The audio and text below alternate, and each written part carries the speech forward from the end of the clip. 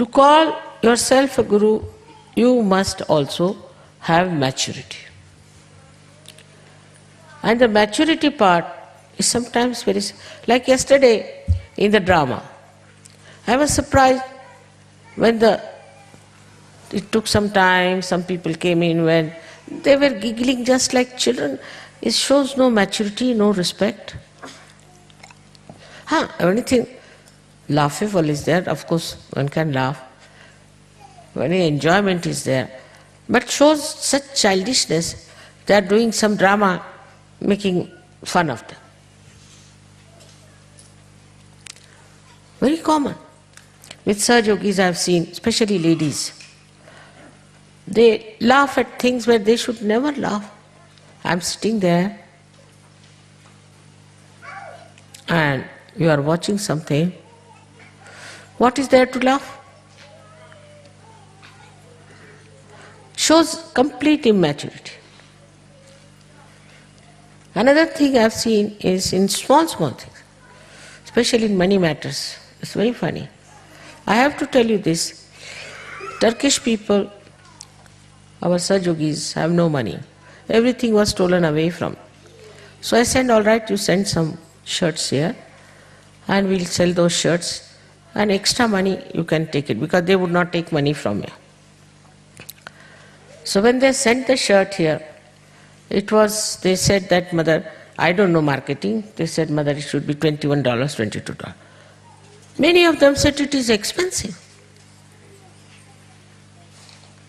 Then I said, all right, collect money from everyone, $22 each without giving any shirt, finished, for Turkey. But a false guru takes money from you, you don't mind. Sahaj Yoga is free, of course. No doubt, Sahaj Yoga is free. But you have to contribute. How are we to run this Sahaj Yoga?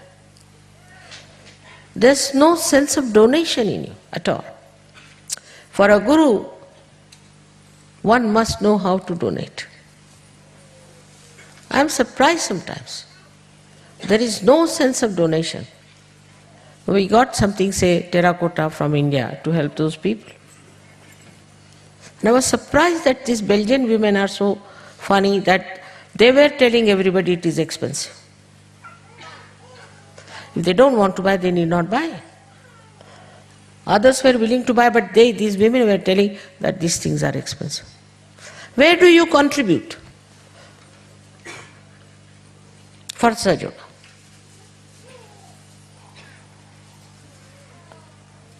Now we had to have this pendal. We had to have all kinds of things. What do you contribute? This attachment to money can never be good for a guru. I have no attachment at all. If you ask anyone, they'll tell. Even my husband will tell that. But from inside, I am absolutely detached. I don't know also, I don't know banking, I don't know how to keep account, somebody keep account, somebody does that. But this attachment to money in Sahaj Yoga, I won't say like Christ that you will all go to hell, but you won't rise much higher. You have come for your spiritual ascent. I don't say you go to Himalayas, stand in the cold, stand on your heads, nothing of that. But the another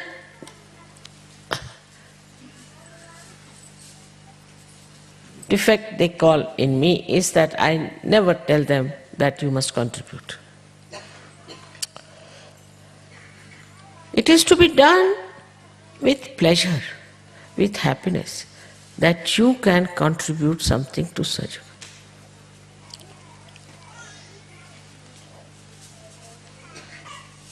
In any case, whether you give it or not, I'll have to contribute for Turkey, no doubt. I'll do that. Now, this kind of a thing, as a market is there, this is expensive, this is cheap, that. This is just an excuse, because I know you can never contribute even $20 for anything. So I bring their clothes. All right. They have stitched the shirt, sent it here, and now I am surprised. But if the free presents are given, it is very much acceptable. But nobody sees how expensive it is. So now I would say that on money matters, a guru has to be absolutely detached and giving and generous. You'll enjoy your generosity, but the problem is you are not generous at all. You think Sahaja Yoga is another marketplace where you are coming.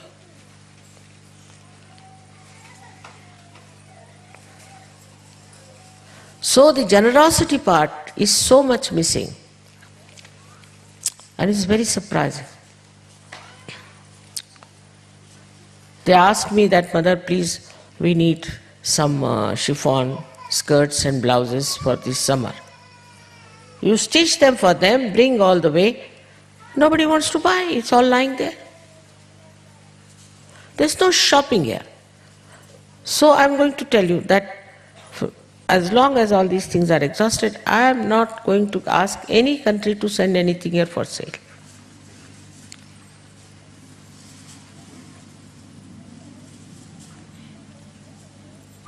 To believe that you are Sahaja Yogi, you are sadly mistaken. Your attention so much. You will go to hairdressers, you will do all kinds of things, but for Sahaja Yoga you have no money.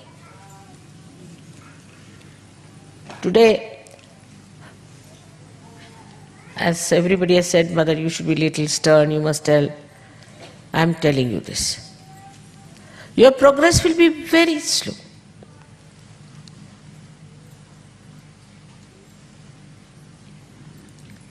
Secondly, you have to introspect to find out what have you done for Sahaja Yoga. How many people you have given realization. You have powers. These gurus never had powers, though they were realized souls. You have powers to give realization. How many you have done it? And once you start doing that, you get about 10 people, 20 people from somewhere, you become great masters and you start talking about your great mastery and that you know everything, that you are the guru, you are the Adishakti. This is at the Agya level. As soon as you reach the Agya level, you get this into your heads.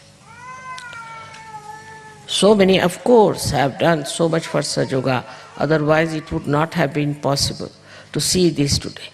For all those who have not done anything, I must tell you that you are just standing at the same steps. Your Kundalini has risen, but you have done nothing to give it to others. Unless and until you give it, you cannot go. There are many I know who don't want to give because they think we'll catch.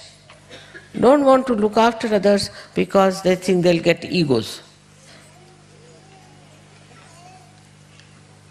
This is not the way to be in Sahaja Yoga. You have to do something which is very important to spread Sahaja Yoga. We are talking of global peace, of global transformation. And what are we doing for it? First, improve your quality. And that improvement can only come through sincere, honest introspection and also witnessing yourself every moment, how you behave.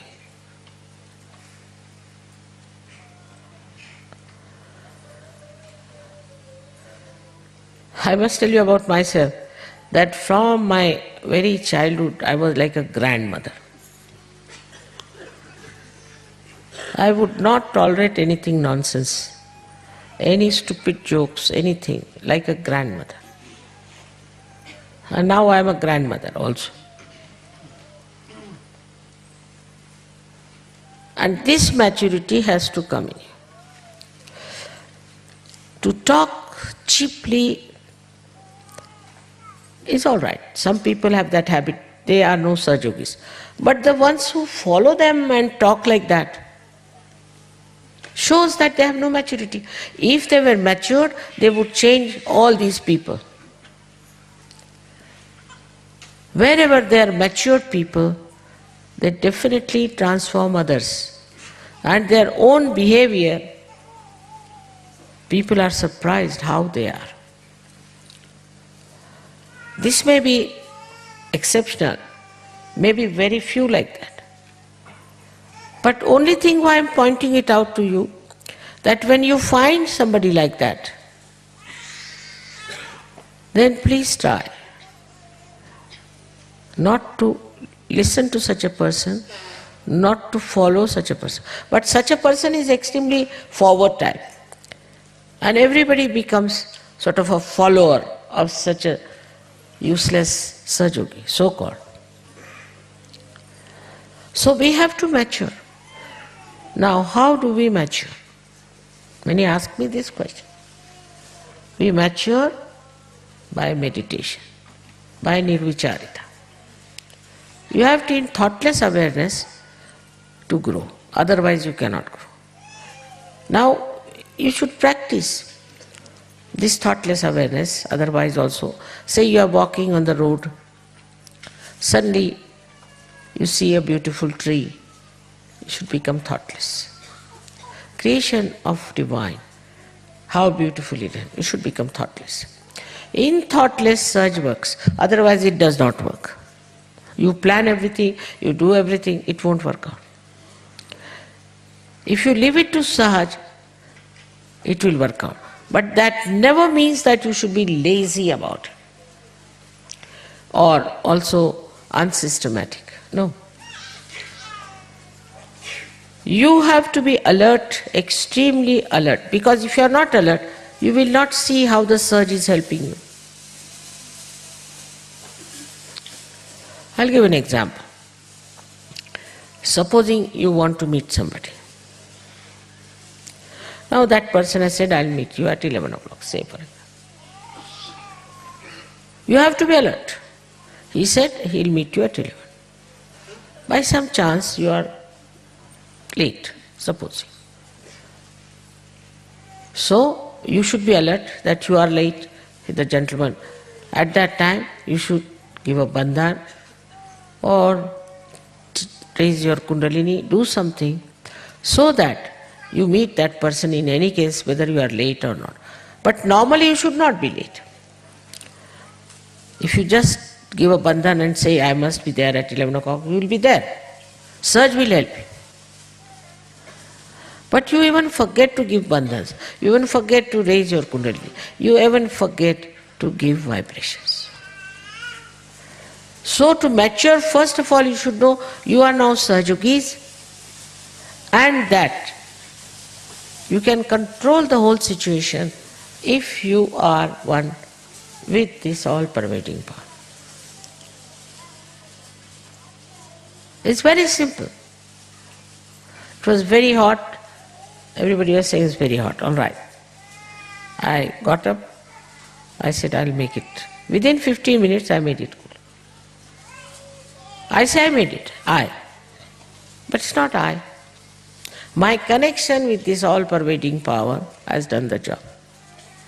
But the connection has to be sincere, strong, honest, and all the time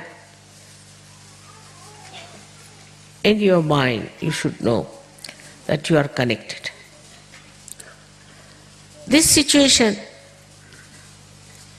is very simple to achieve, this state where you all the time feel, I am one with the divine.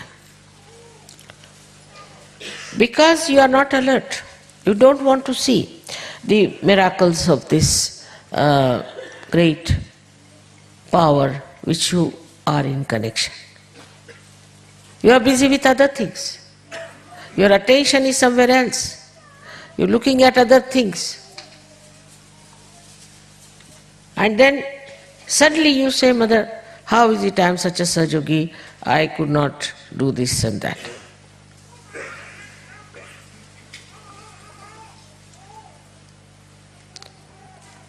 What's going on there?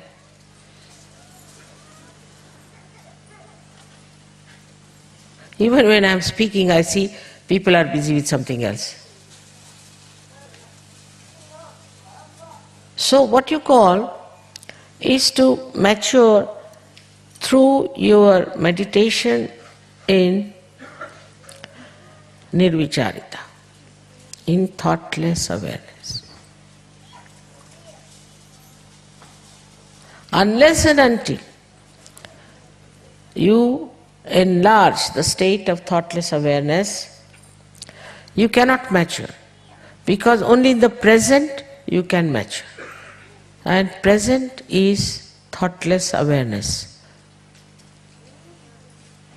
And I have seen what is happening, that people are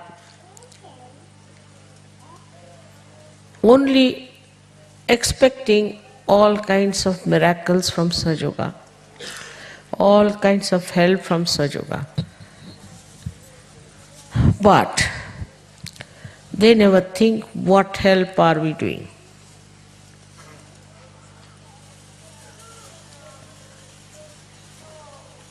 What are we achieving?